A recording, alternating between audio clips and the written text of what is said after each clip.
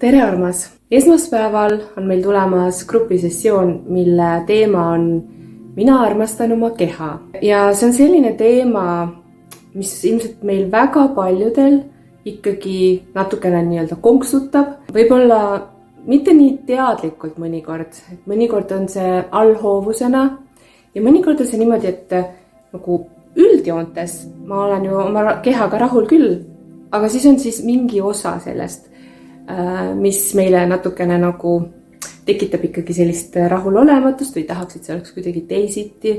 Et võib-olla see on mingi kehakaal, aga võib-olla see on kuidagi välimuse mingite muude aspektidega seotud. Näiteks võib-olla juuksed ei ole piisavalt läikivad või on tuhmid või on õhukesed või ikka muudkui langevad.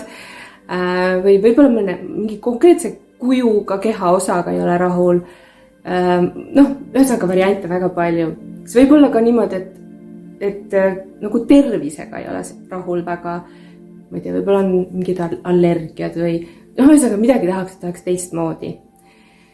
Ja tegelikult on uuringutest selgunud see, et enamasti need rahulolematused, mis meil on seoses kehaga, lähevad tagasi, jõuavad siis oma otsaga ikkagi lapsepõlve, nagu kõik meie probleemid üldiselt.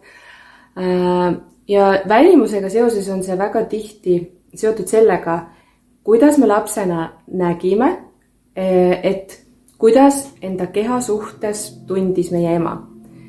Et isa ka muidugi, aga naiste puhul siis ja välimuse puhul eriti on see nagu seotud emaga. Lisaks on siin veel need teemad, et meil on ühiskonnas standardid.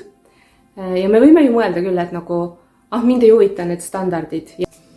Aga see, nagu, mis me päriselt ise tunneme, me tahame ikkagi nagu vastata nendele tingimustele ja me tahame saada tunnustust, me tahame saada tegelikult armastust. Plus ühiskonnas on veel see, et öeldakse sellised komplimente pidevalt ikkagi, näiteks, et sa oled alla võtnud, mis siis on nagu kompliment, aga samal ajal ta ikkagi nagu, selles on see info sees, et näed, sa jõudsid nüüd lähemale sellele aktsepteeritavale standardile. Kursusel holograafiline meister me oleme jõudnud praegu südametšakra juurde ja eile oli meil just teema enesearmastus ja me tõdesime seal kõik koos, et ei pea selleks midagi parandama, et olla armastatud või et saada armastust. Meie alateadlikud mustrid ei lase meil alati niimoodi tunda. Ja et kui sind ka see teema kõnetab, siis tule esmaspäeval grupisessioonile ja vaatame, mis siis see ühisväli, mis siis sellest grupist nii-öelda moodustub, et mida ta siis üles toob sealt meie alateadvustest, millele on vaja tähelepanu pöörata, et hakata tundma ennast juba praegu väga väärtuslikuna, armastatuna, et me saame nagu kindlalt öelda, et ma armastan oma keha. Nii et tule esmaspäeval kohale.